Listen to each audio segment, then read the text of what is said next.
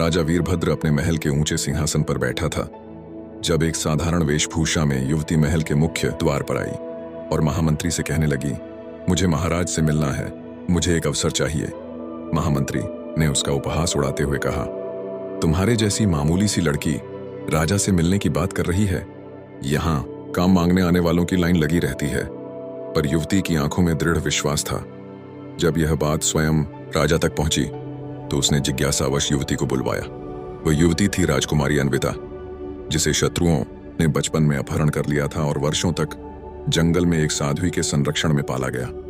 अब वह अपने राज्य की खोज में थी, बिना यह बताए कि वह कौन है। राजा ने जब उसे देखा तो हंसते हुए बोला, तुम्हारे जैसी साधारण और भिखारन सी दिखने वाली को मैं अपने महल में क्यों रखूं? तुझ में तो कोई ठाठ भी नहीं, कोई गुण भी नहीं। राजमहल का पूरा दरबार हंसी से गूंज उठा, पर युवती ने शांत स्वर में कहा, महाराज, मैं आपसे बस एक मौका मांगती हूं और मेरी 2 शर्तें हैं। फिर से हंसी का दौर चला। एक मंत्री बोला, राजा इसे नौकरी नहीं देना चाहता और यह शर्तें रख रही है। पगली कहीं की। राजा वीरभद्र ने रुचि लेते हुए कहा, बोलो, तुम्हारी ये अनोखी शर्तें क्या हैं? अन्विता ने नजरें नीची कर कहा, महाराज, पहली शर्त, मुझे काम के बदले कोई धन नहीं चाहिए, बस एक कोने में रहने की जगह और 2 वक्त का सादा खाना काफी है। राजा ने सिर झटकते हुए कहा, और दूसरी? अन्विता बोली, यदि मैं कभी गलती करूं तो मुझे महल से निकालने के बजाय सजा दीजिए। मैं अपना अपराध सह लूंगी, पर मुझे सीखने का अवसर दीजिए। राजा को उसका आत्मबल और साहस भा गया। उसने उसे अस्तबल की सफाई और घोड़ों की देखभाल का कार्य दे दिया। उसके लिए एक छोटी सी झोंपड़ी अस्तबल के पास बनवा दी गई। अन्विता दिन रात मेहनत करती। एक दिन महल में आयोजित घुड़दौड़ प्रतियोगिता के दौरान वह राजकुमार आदित्य को देखती है, वही जो कभी बचपन में उसके साथ खेला करता था, उसका सखा, और जिससे उसके विवाह की घोषणा बचपन में ही हुई थी। राजकुमार के साथ खड़ी युवती ने अचानक अन्विता की ओर देखा और ठिठक गई। वह थी युवराज की मंगेतर। राजकुमारी अन्विता का हृदय कांप उठा। मन किया दौड़कर अपने प्रिय के पास जाए, परंतु वह चुप रही। उसे अपने वक्त का इंतजार था। तभी आदित्य ने उसकी ओर देखा। कुछ क्षण को उसकी आंखें रुकी, जैसे कुछ पहचाना हो। राजकुमार आदित्य की दृष्टि उस साधारण वेश में काम करती लड़की पर अटक गई।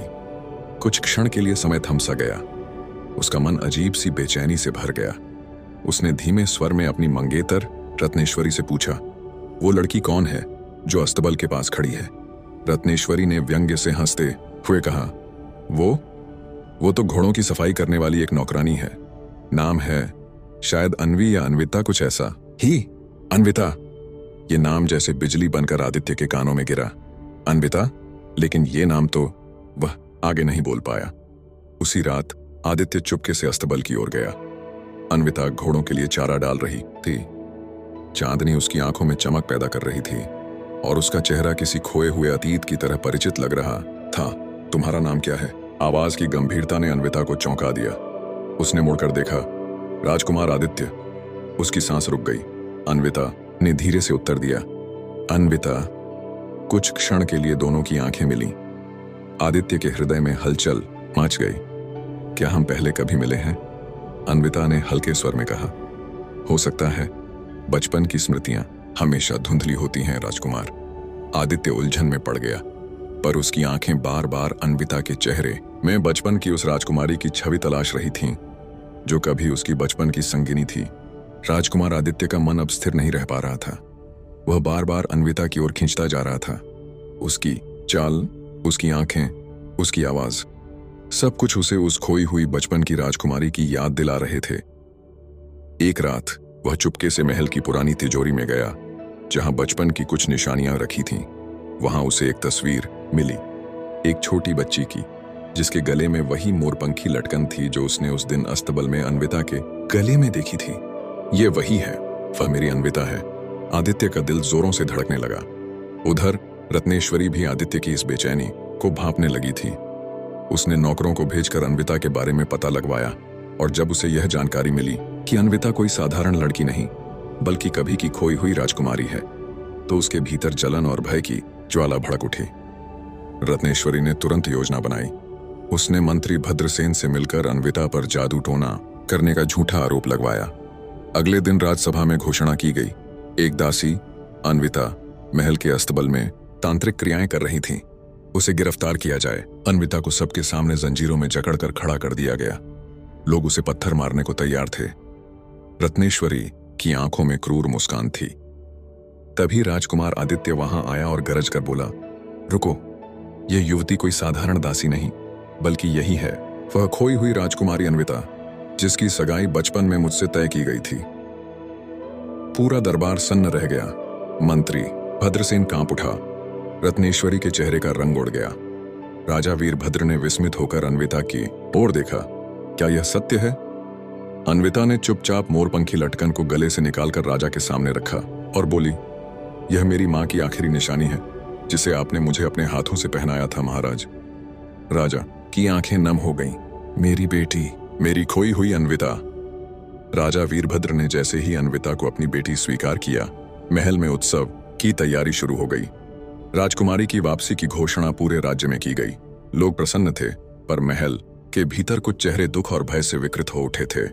रत्नेश्वरी और मंत्री भद्रसेन अब एक अंतिम चाल की तैयारी में थे। उधर राजकुमार आदित्य का हृदय प्रफुल्लित था।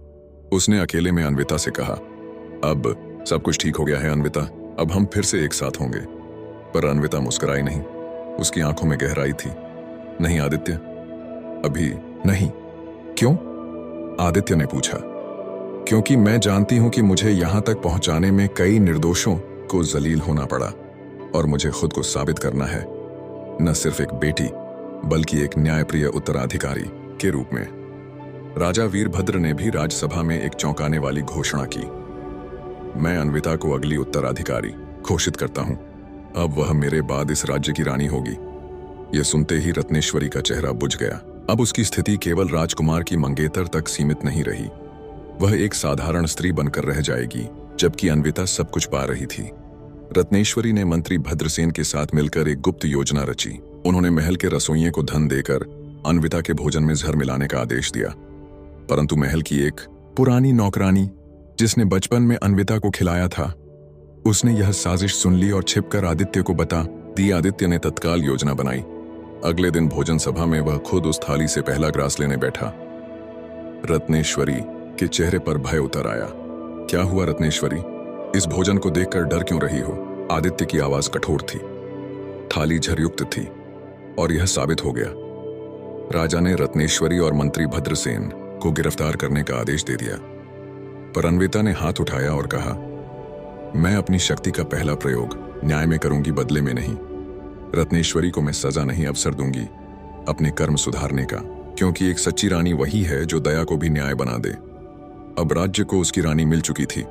राजकुमारी अन्विता, जो कभी अस्तबल की धूल में छिपी थी, अब ताज की ऊंचाई पर थी। राज्य को उसका न्याय मिला, प्रेम को उसकी गरिमा, और बदले को उसका उत्तर। राज्य में अब शांति थी, लेकिन यह स्थायी नहीं रहनी थी। एक दिन उत्तर की सीमा से संदेश आया।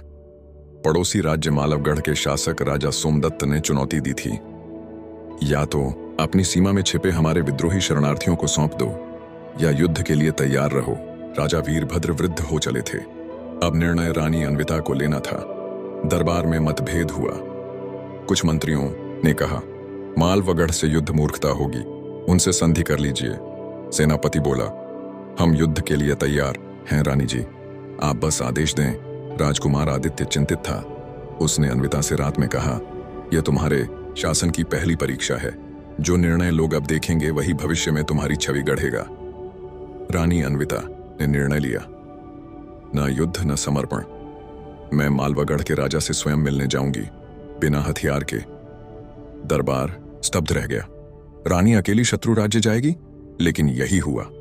अन्विता सीमांत किले पर पहुंची। वहां राजा सोमदत्त पहले तो हंसा, एक स्त्री, और वो भी अकेली। राजनीति समझाने आई है। पर अन्विता ने दर्प से उत्तर दिया, मैं स्त्री हूं, पर मैं वह स्त्री हूं जो कभी अस्तबल में सोई थी और आज ताज पहनती हूं। मैं शांति की बात करने आई हूं, डर कर नहीं, विश्वास लेकर। उसने सोमदत्त को तर्कों से समझाया, विद्रोहियों को निष्पक्ष न्याय देने का प्रस्ताव दिया और एक शर्त रखी, अगर मैं अपने निर्णय में असफल हुई तो तुम मुझसे युद्ध कर सकते हो, पर अगर मैं सफल रही तो यह युद्ध नहीं, इतिहास बनेगा। सोमदत्त को बात जमी। दोनों राज्यों के बीच एक नई संधि हुई, बिना रक्तपात के। राज्य में जब अन्विता लौटी तो जनसागर उसकी प्रतीक्षा कर रहा था। नारियों ने उसे शांति की शस्त्र वाहिनी की उपाधि दी। अब रानी अन्विता न सिर्फ न्यायप्रिय बल्कि राजनीति की चतुर खिलाड़ी भी बन चुकी थी। शांति के कुछ महीने बीते ही थे कि महल में अजीब घटनाएं शुरू हो गईं। राजमहल की दीवारों पर अंधेरे में कुछ अनजान चिन्ह उभरने लगे। रक्षकों के सपनों में एक काली आकृति प्रकट होती जो कहती, रानी की सत्ता चुराई गई और उसे वापस लेने में आ रहा हूं। महल का सबसे पुराना वटवृक्ष रातों रात सूख गया। राजवैद्य ने कहा, यह सामान्य नहीं है महारानी, यह किसी प्राचीन तांत्रिक का हस्तक्षेप है। कुछ बुजुर्गों ने नाम लिया काल सिद्ध, एक ऐसा तांत्रिक जो वर्षों पूर्व राजा वीरभद्र द्वारा देश निकाला दिए जाने के बाद काले जंगलों में अदृश्य हो गया था। किंवदंतियों में कहा जाता था कि वह अमृतत्व और राज्य के वैध उत्तराधिकारी को नियंत्रित करने की सिद्धि खोज रहा था। अब उसकी छाया लौट रही थी। राजकुमार आदित्य ने रानी से कहा, हमें तुरंत सेना भेजनी चाहिए उस वन में जहां काल सिद्ध ने अपना डेरा जमाया था। पर अन्विता ने निर्णय लिया, इस बार युद्ध अस्त्रों से नहीं होगा बल्कि ज्ञान, आत्मबल और तप से। मैं स्वयं उस जंगल में जाऊंगी। रात को गुप्त रूप से रानी अन्विता राजमहल छोड़ तांत्रिक जंगल में पहुंची। वहां एक भयंकर अग्निकुंड के चारों ओर क्रिया कर रहा था। एक विकृत चेहरा काल सिद्ध, जिसकी आंखें अब रक्तवर्णी थीं और सिर के चारों ओर नरकंकालों की माला थी। तू वही है जो अस्तबल की धूल से उठी थी। अब देख, मैं तुझे वहीं गिरा दूंगा। लेकिन अन्विता ने आंखें बंद कर ध्यान लगाया। उसने मां दुर्गा के उस मंत्र का जाप किया जो उसे उसकी मां ने कभी सिखाया था। एयुम ऐ रीम क्लीम चामुंडाय विच। काल सिद्ध के चारों ओर की आग उलटी घूमने लगी। उसकी शक्ति बिखरने लगी। उसका तांत्रिक कवच टूटने लगा। तभी काले घने अंधकार से एक रहस्यमयी स्त्री आकृति प्रकट हुई। तू सत्य है अन्विता, शक्ति तुझ में है, शाप में नहीं। वह अन्विता की मां की आत्मा थी जो सदियों से कालसिद्ध के जाल में बंधी थी। अन्विता की चेतना जागी और जैसे ही उसने तीसरी बार मंत्र दोहराया, कालसिद्ध चीत्कार कर भस्म हो गया। सुबह महल में रानी लौटती है। इस बार वह सिर्फ रानी नहीं बल्कि राज्य की रक्षक तांत्रिका के रूप में पहचानी जाती है। राजा वीरभद्र उसकी ओर देख मुस्कुराते हैं। अब मुझे भय नहीं, मेरे बाद राज्य एक ऐसी रानी के हाथों में होगा जो तलवार से नहीं आत्मबल से राज करेगी। कालसिद्ध की पराजय के कुछ ही महीनों बाद एक भव्य दूतावास रथ राजधानी में प्रवेश करता है। रथ पर ध्वज लहरा रहा था यवद्वीप का। यवद्वीप समुद्र पार का एक समृद्ध रहस्यमयी राज्य जहां विज्ञान और जादू दोनों का समन्वय था। राजा अरियोन स्वयं महल में पधारे। उनका सौंदर्य, ज्ञान और संयम पूरी सभा को चकित कर देता है। वह रानी अन्विता से कहते हैं, हम दोनों के राज्य मिल जाएं तो विश्व में शांति और ज्ञान की ज्योति फैलाई जा सकती है। मैं तुम्हारे साथ विवाह करना चाहता हूं रानी। सभा रोमांचित है पर अन्विता मौन है। उस रात वह यवद्वीप के दूतों की गतिविधि को गुप्त रूप से देखती है और पाती है। उनके सैनिक छिपकर नगर के मानचित्र बना रहे हैं। उनके एक रथ में गुप्त रासायनिक शस्त्र छिपे हैं और सबसे भयानक बात, अरियोन कालसिद्ध का ही शिष्य निकला। उसका उद्देश्य था अन्विता से विवाह कर राज्य पर धीरे धीरे नियंत्रण जमा लेना। रानी अब दो राहों पर खड़ी थी, कूटनीति और विवाह के माध्यम से एकजुटता या युद्ध और प्रतिरोध के मार्ग पर चलना। उसने निर्णय लिया। अगली सुबह सभा में उसने अरियोन की असलियत सबके सामने रखी। अरियोन मुस्कुराया, तो तुमने मेरी परीक्षा ले ही ली। अब मेरी बारी है। जो मैं प्यार से नहीं ले सका वह अब युद्ध से लूंगा। यवद्वीप की सेनाएं समुद्र के किनारे उतरती हैं। रानी अन्विता ने राज्य को युद्ध के लिए तैयार किया, पर एक रहस्य और था। वह जान चुकी थी कि कालसिद्ध की मृत्यु से पहले एक अंतिम मंत्र सूत्र छोड़ा गया था, एक ऐसा तंत्र जिससे वह कभी भी किसी और शरीर में लौट सकता है। इस युद्ध में अरियोन का शरीर था, लेकिन आत्मा कालसिद्ध की थी। रानी ने अपनी आत्मबल, मंत्र विद्या और अपने विश्वास का संधान किया। युद्ध भूमि पर वह अकेली अरियोन के सामने खड़ी हुई और वहीं उसने मंत्रोच्चार प्रारंभ किया। या देवी सर्वभूतेषु शक्ति रूपेण संस्थिता। चारों ओर धूल, आंधी और प्रकाश की एक महासंग्राम छिड़ गया। राजा वीरभद्र की आत्मा, उसकी मां का आशीर्वाद और राज्य की जनता की आस्था सब रानी के साथ खड़े थे। अंततः अरियोन कालसिद्ध की शक्ति भस्म हो गई। यवद्वीप की सेना लौट गई, हारकर नहीं, श्रद्धा से झुककर। कुछ वर्ष बाद राजा वीरभद्र की मृत्यु के बाद रानी अन्विता ने राज्य को आदित्य के साथ साझा रूप से चलाया, पर उन्होंने विवाह नहीं किया, क्योंकि अब वह न सिर्फ रानी थीं, बल्कि एक प्रतीक थीं, न्याय की, शक्ति की और आत्मस्वरूप की। उसने अंत में राजगद्दी एक योग्य सभा को सौंपी और स्वयं हिमालय की ओर चली गई, ज्ञान और ध्यान की खोज में। और लोग आज भी कहते हैं, स्वयं जब राज्य पर संकट आएगा, रानी अन्विता लौटेगी, एक शक्ति बनकर, एक रक्षक बनकर।